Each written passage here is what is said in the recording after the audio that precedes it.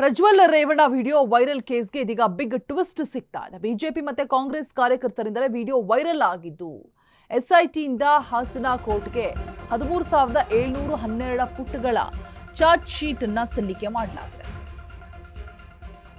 BJP ಮತ್ತೆ Congress ಕಾರ್ಯಕರ್ತರಿಂದ video viral ಆಗಿದೆ. 52 ಆರೋಪಿಗಳ ಪೈಕಿ 39 ಮಂದಿ ವಿರುದ್ಧ ಇದೀಗ ಆರೋಪ ಸಾಬೀತಾಗಿದೆ.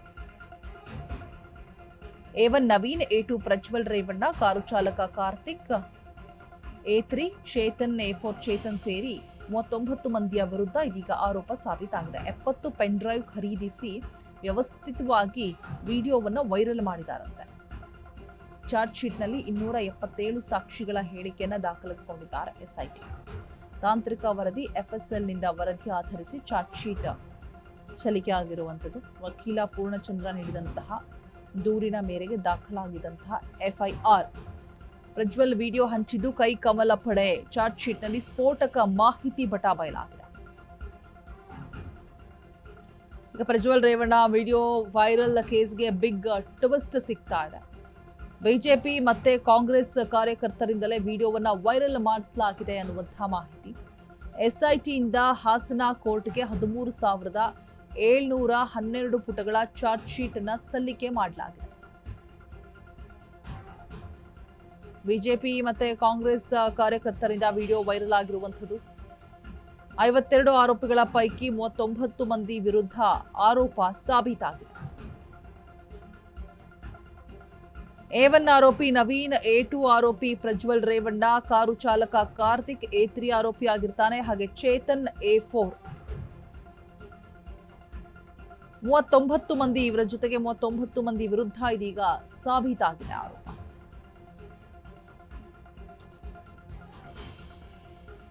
ಎಪ್ಪತ್ತು ಪೆನ್ ಡ್ರೈವ್ ಅನ್ನ ಖರೀದಿ ಮಾಡಿ ವ್ಯವಸ್ಥಿತವಾಗಿ ವಿಡಿಯೋವನ್ನ ವೈರಲ್ ಮಾಡಲಾಗಿದೆ.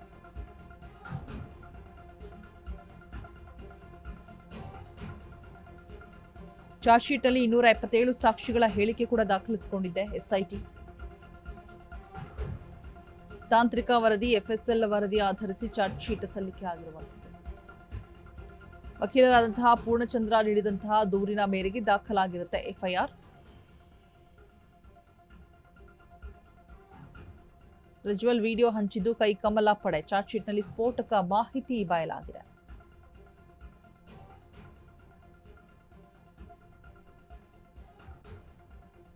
ಪ್ರಜ್ವಲ್ ರೇವಣ್ಣ ವಿಡಿಯೋ ವೈರಲ್ ಆದಂತಹ ಕೇಸ್ ಇದೀಗ ಬಿಗ್ ಟ್ವಿಸ್ಟ್ ಸಿಗ್ತಾ ಇದೆ. ಅಂದ್ರೆ 75 ಪೆನ್ ಡ್ರೈವ್ ಅನ್ನ ಖರೀದಿ ಮಾಡಿ ವಿಡಿಯೋವನ್ನ ಹಂಚಿದ್ದಾರೆ ಅಂತ ಹೇಳ್ಬಿಟ್ಟು. ಸೊ ಅದು ಕೂಡ ತಪ್ಪು. 52 ಆರೋಪಿಗಳ ಪೈಕಿ ಇದೀಗ 39 ಮಂದಿಯ ವಿರುದ್ಧ ಆರೋಪ ಸಾಬೀತಾಗಿರುವಂಥದ್ದು. 70 ಪೆನ್ ಡ್ರೈವ್ ಅನ್ನ ಖರೀದಿ ಮಾಡಿ ವ್ಯವಸ್ಥಿತವಾಗಿ ವಿಡಿಯೋವನ್ನ ಹಂಚಲಾಗಿದೆ ಅಂತ ಹೇಳ್ಬಿಟ್ಟು ಸಾಬೀತು ಪಡಿಸಿರುವಂಥದ್ದು. ಇದೀಗ ಅವರ ವಿರುದ್ಧ ಆರೋಪವನ್ನು ಸಾಬೀತಾಗಿದೆ ಕೂಡ. ತಾಂತ್ರಿಕ ವರದಿ FSL ವರದಿಯನ್ನು ಆಧರಿಸಿ ಚಾರ್ಜ್ ಶೀಟ್ ಕೂಡ ಸಲ್ಲಿಕೆ ಮಾಡಲಾಗಿದೆ. ವಕೀಲ ಪೂರ್ಣಚಂದ್ರ ನೀಡಿದಂತಹ ದೂರಿನ ಮೇರೆಗೆ ದಾಖಲಾಗಿರುವಂತಹ FIR. ಪ್ರಜ್ವಲ್ ವಿಡಿಯೋ ಹಂಚಿದ್ದು ಕೈ ಕಮಲ ಪಡೆ. ಚಾರ್ಜ್ ಶೀಟ್ನಲ್ಲಿ ಸ್ಫೋಟಕ ಮಾಹಿತಿ ಇರುವಂಥದ್ದು.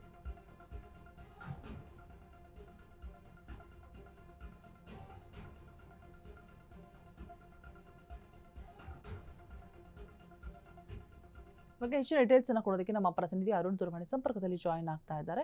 ಅರುಣ್, ವಿಡಿಯೋ ಏನು ವೈರಲ್ ಆಯಿತು, ಬರೋಬ್ಬರಿ 70 ಪೆನ್ ಡ್ರೈವ್ ಅನ್ನ ತೆಗೆದುಕೊಂಡು ಹಂಚಿದ್ದಾರೆ ಅನ್ನುವಂಥ ಮಾಹಿತಿ ಲಭ್ಯ ಆಗಿತ್ತು. ಸೊ ಇದರಲ್ಲಿ ಕೈ ಕಮಲ ಪಡೆ, ಕೈ ಚಳಕ ಇದೆ ಅನ್ನುವಂಥದ್ದು ಕೂಡ ಹೊರಬೀಳ್ತಾ ಇದೆ. ಚಾರ್ಜ್ ಶೀಟ್ನಲ್ಲಿ ಉಲ್ಲೇಖ ಆಗಿದೆ ಕೂಡ. ಸೊ ಇದೀಗ ಸಾಬೀತುಪಡಿಸೋದಕ್ಕೂ ಕೂಡ ಮುಂದಾಗಿರುವಂಥದ್ದು. ಸೊ ಯಾರೆಲ್ಲ ಹೆಸರುಗಳು ಕೇಳಿ ಬರ್ತಾ ಇದೆ, ಏನೆಲ್ಲ ಶಿಕ್ಷೆ ಆಗ್ಬೋದು ಅರುಣ್?